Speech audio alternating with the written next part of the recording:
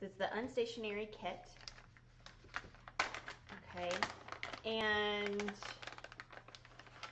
now there are a lot of different color palettes here. So let me see if I can show them to you. So we have the Griffin, Unicorn, the Yeti, and the Chimera. And this one is the Yeti. So it's like super bright. It comes with all of these different pieces, and it has a really cute bag of sand. Okay, so the first thing that I always do is I'm going to separate these things out. Okay, all right, so we have our leaves, cool. We have our stem here, which is going to be the green thing. And we have some pot pieces. Okay, and so that's what we're going to be doing. All right, now all the stem pieces are pretty much the same except for this one.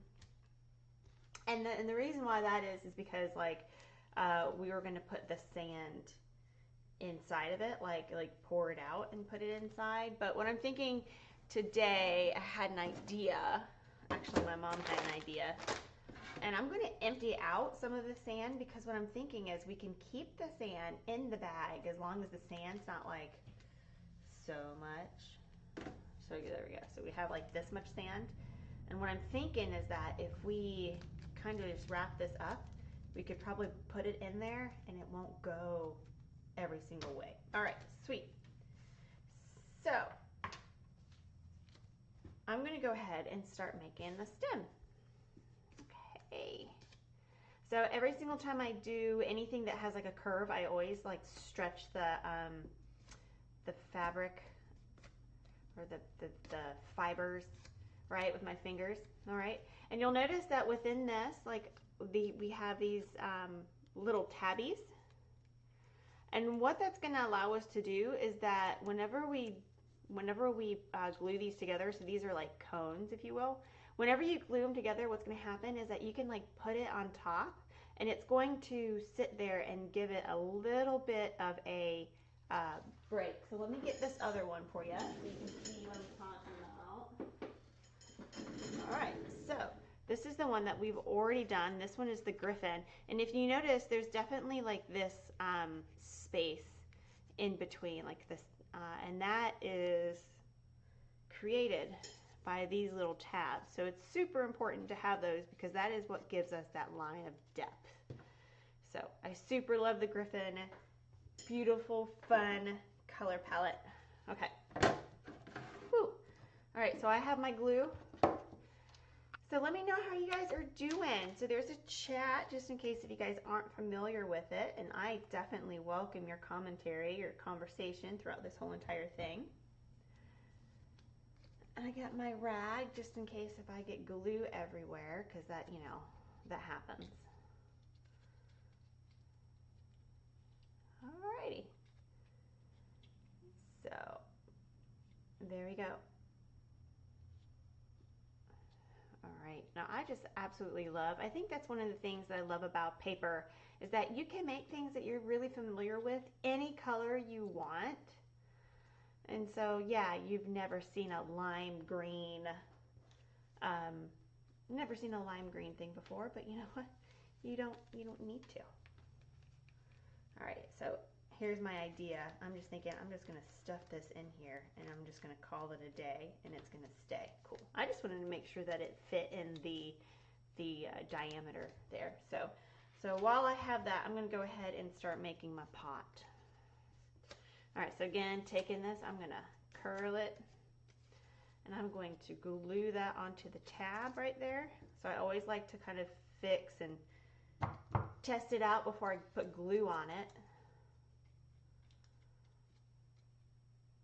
Okay. So super fun. So one of the things that I was talking to an acquaintance yesterday, so she sat through a 3-hour class. Now this takes me about like 30 minutes to put together. And we have so many different kind of paper craft templates available. Yesterday I had a group of girls, and we put together a, what did we put together? we put together the vintage camper, and it took 3 hours for one and 3.5 hours for another person to put together. So anyway, obviously there's like quite a lot of different variations of difficulty with these paper crafts. This one is the easiest paper craft to put together. And so we have seen kids do it. We've seen adults enjoy it. So, but what I did is I went ahead and I put the glue inside my tabs, and then I pushed them in right there. And of course I'm getting glue all over the table, which is why I have my handy dandy rag with me. All right, so I already went ahead and did that one.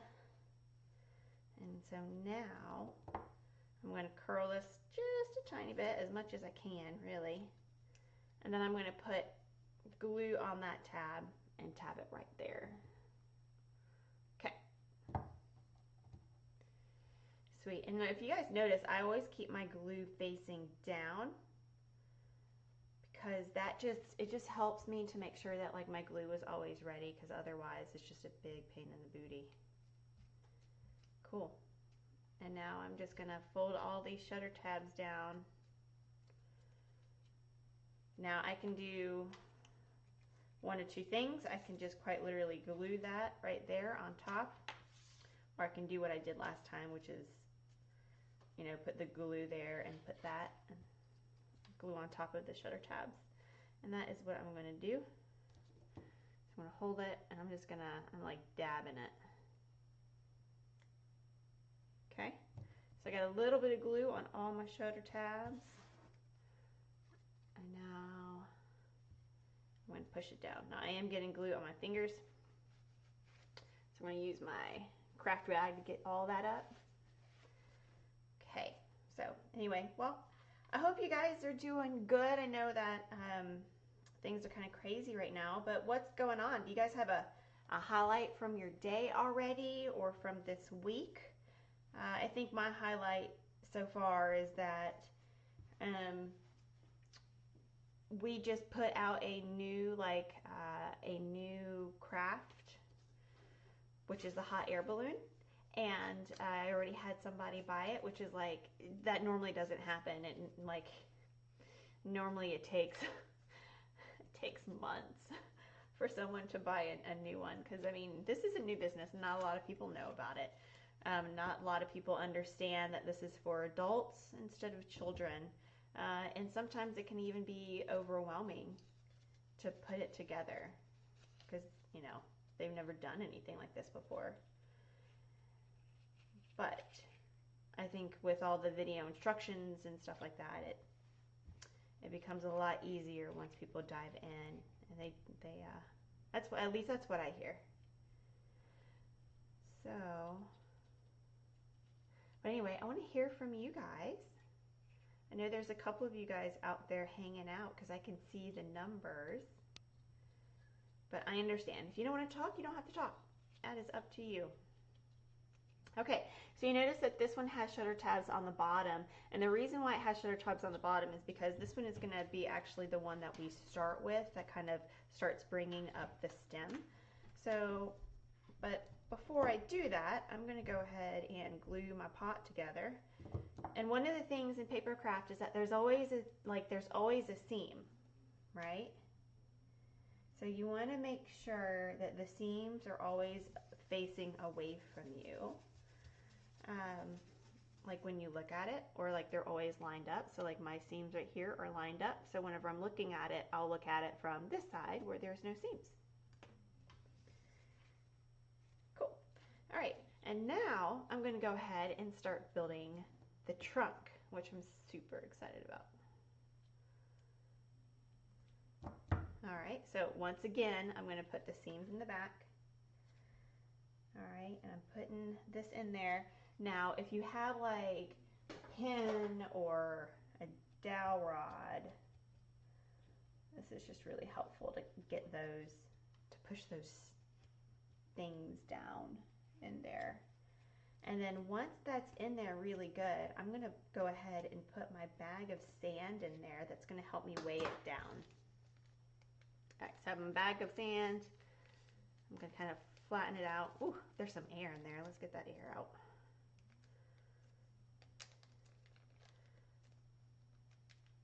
Yeah, it's kind of astounding how much I put sand in things, because it really helps it stay bottom heavy. Because as you can imagine, this can be very top heavy with those fronds. All right, and I am just gonna work my way in there. All right, cool. All right, now that it's in there, I almost want to tape that together. Do I have a little piece of tape around here? I'll use my post tape.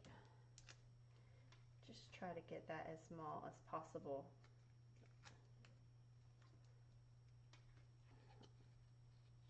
Apparently it needed to be 1.5 seconds. Okay. Now the glue that I'm using is called Eileen's Fast Grab glue, and it is my favorite glue.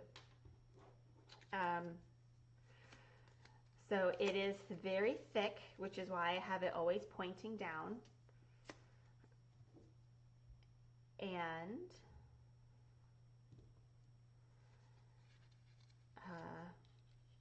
but it grabs really quickly. So you quite literally have like maybe 1 second or 2 while you push on it to kind of change the orientation or kind of slide it if you want to. But for the most part, it does exactly what its namesake.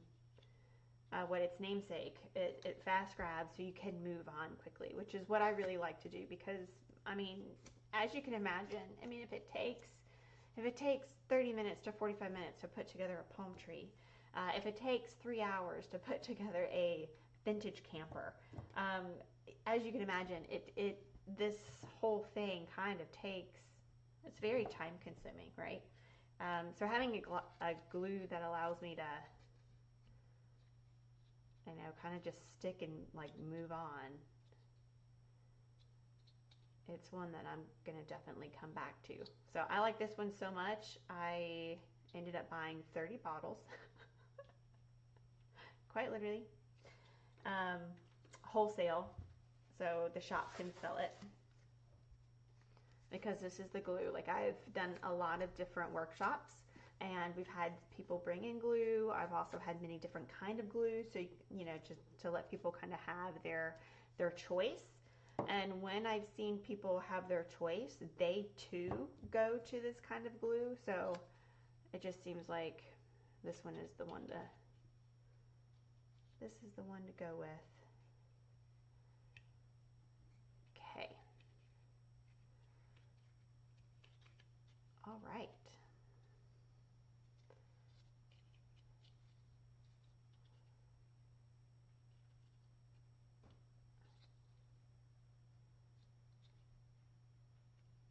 Okay. All right. So we got another one that's going pretty good. All right. So, oh look, they're all done. Man, that always goes by a lot quicker than I thought. All right, coffee break. So good. Okay, cool. All right, so now all I'm going to do is I'm going to like start gluing on my stumps. Now every single time I do that, a segment to the tree, I'm going to pull out the 3 so you can kind of see that a little bit closer. I'm pulling out the 3. All right, and so if you guys are wondering, again, if you're just tuning in and you're like, what in the world is that in the center? That's actually a bag of sand, because the sand is going to help us. The bag of sand is going to help it stay, A, the sand not to leak out, and B, to weight it down, because these fronds are very top heavy. All right, so, and those tabs, again, are going to allow me to have the segments. All right, let's see. And I think I want my tree to start leaning. So I'm going to have a leany tree, and I'm going to start training the segments as I put it on there. I'm going to start training them that way.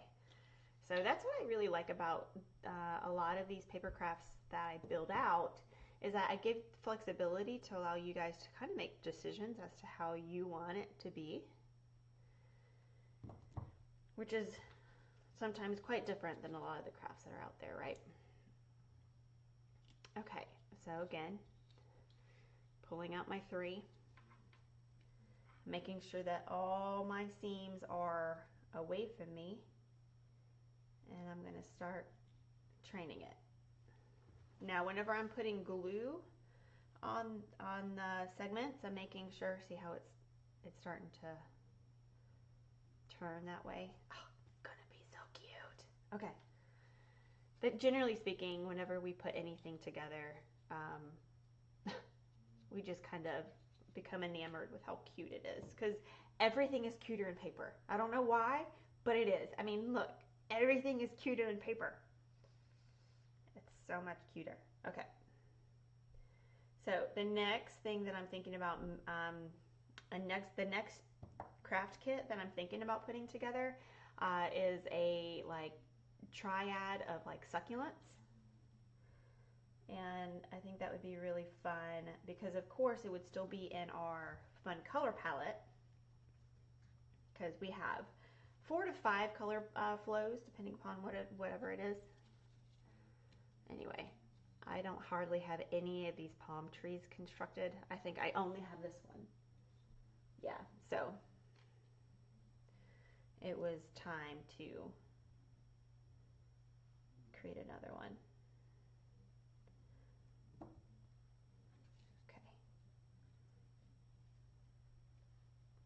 So stinking cute. Now, here's the thing is that like as you're going about it, this guy is looking pretty long. As you're going about it, if you want, because I still have one left, like if you want it to be short, if you want it to be long, it can be like however length you want. But I think, this one, it's crazy too, right? So remember how I said that you can train it up to go however you want? So this one, I just had it go, I don't know why I always have mine kind of bending to the right, but this one is more straight. The Griffin, this is what this color flow is more straight. This one I trained to go this way. And I'm just going to keep it like that. So I'm not even going to put that last piece on there. Okay, so the next thing that we're going to do is that we're going to start putting the fronds on. All right, normally, there we go. So I'd like to keep a dowel rod for this. Of course, there's not one really included in this packet, but you can use a paintbrush, you can use a pen, a pencil, the end of an X-Acto knife, really whatever you want to use. Okay, and so what I do first and foremost is I get the big leaves. Okay, so I'm going to separate these out in sizes. So we have small, medium, and large.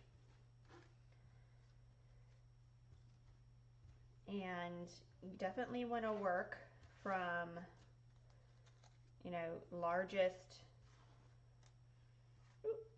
to smallest. That's how I like to work, okay? And you'll see, these are the large ones, these are the medium ones, and then you end up putting the small ones up top. Okay, so what I'm going to do is I'm going to take my dowel rod, I'm putting this at the length of my dowel rod, and I'm just bending it. Now, if you don't have a dowel rod, again, you can use all those things that I mentioned, but you can also use your finger. Sometimes that's just what I do. And then